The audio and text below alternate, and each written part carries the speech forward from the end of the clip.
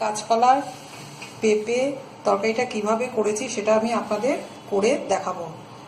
যদি আপনাদের এই রেসিপিটা পছন্দ হয় তাহলে আমাকে লাইক শেয়ার করবেন, আর এরকমই নতুন নতুন রেসিপি পাওয়ার জন্য অবশ্যই সাবস্ক্রাইব করবেন। চলুন আমি এই রান্নাটা আপনাদের করে দেখাই। আজকে আমি আপনাদের জন্য একটা নতুন রেসিপি নিয়ে এসেছি।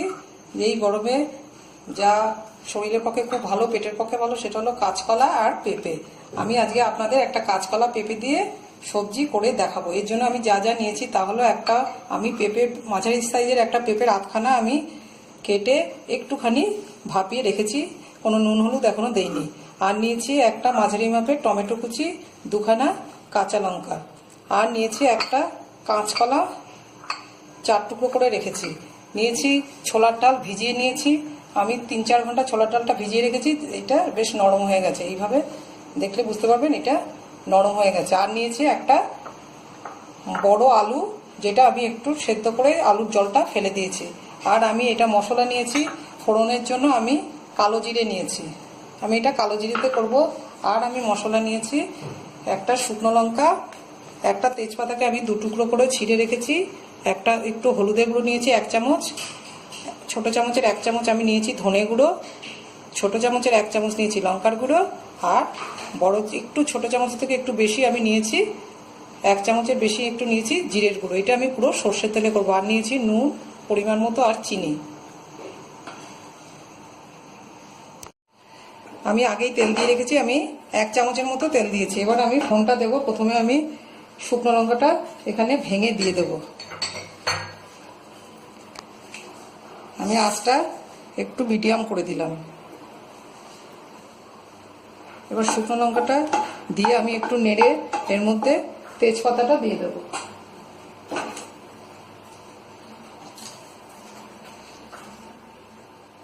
এবার আমি কালো জিরেটা এর মধ্যে দিয়ে দিলাম।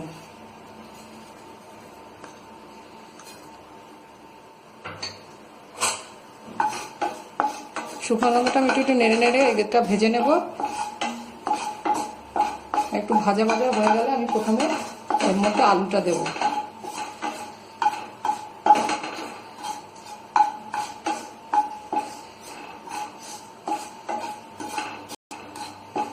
যেহেতু এখন খুব গরম, বেশি রিচ খাবার পেটের পক্ষে ভালো না, সেই জন্য আমি এটা একটু হালকা মশলা দিয়ে করব, যা পেটের পক্ষে ভালো এবং অত্যন্ত সুস্বাদু হবে। আপনারা এটা করে দেখবেন। আমি প্রথমে আলুটা দিয়ে দিলাম। আলুটা আমি আগে একটু ভাপিয়ে নিয়েছি যাতে আলুটা তাড়াতাড়ি সেদ্ধ হয়ে যায়। এবার আমি এর মধ্যে কাঁচকলাটা দিয়ে দেবো।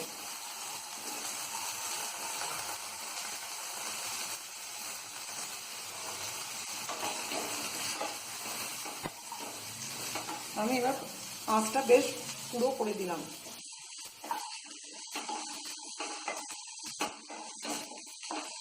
এবার আমি এর মধ্যে পেঁপেটা দিয়ে দেবো। ভাপানো পেঁপেটা আমি দিয়ে দিলাম। সাথে সাথে আমি হলুদের গুঁড়োটা দিয়ে দিলাম ওপর থেকে ছড়িয়ে ছড়িয়ে, যাতে কোনো কাঁচা হলুদের গন্ধ না থাকে। এবার আমি এটা একটু নাড়াচাড়া করে ভেজে নেব। একটু ভাজা ভাজা হয়ে গেছে। এবার আমি প্রথমে এর মধ্যে আমি ভেজানো ডালটা এর মধ্যে দিয়ে দেবো। ডালটা ভিজে অনেকটাই নরম হয়ে গেছে, যার জন্য এটা সহজেই সেদ্ধ হয়ে যাবে। এর জন্য আলাদা কোনো এক্সট্রা বেশি জল দিতে হবে না। একটু নেড়ে চেড়ে এবার আমি এর মধ্যে টমেটোটা দিয়ে দিলাম।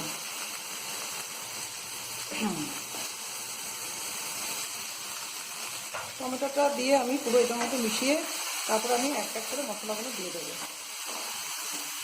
যেহেতু এখন খুব গরম, এই জন্য এই সবজিগুলো আমি বেশি ভাজবো না।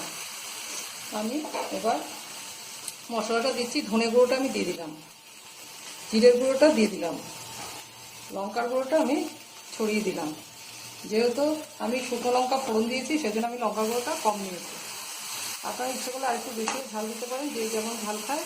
এবার আমি এর মধ্যে চিনিটা দিয়ে দিলাম।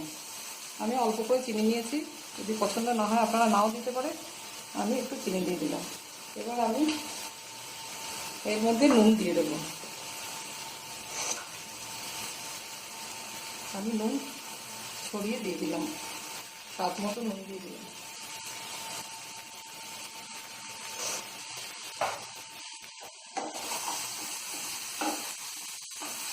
যেহেতু টমেটো দিয়েছি, টমেটোর জলে এটা মশলাগুলো বেশ ভালো ভাজা ভাজা হয়ে যাবে। আমি এর মধ্যে এবার একটু সব মিশিয়ে, আমি জল দেবো না, আমি একটু ঢেকে দিলাম, একটু ঢেকে দেবো, তারপরে আমি এটা তুলে জল দেবো। ঢাকাটা তুলে নিলাম। এবার আমি এটা নাড়াচাড়া করে এর মধ্যে একটু জল দেব।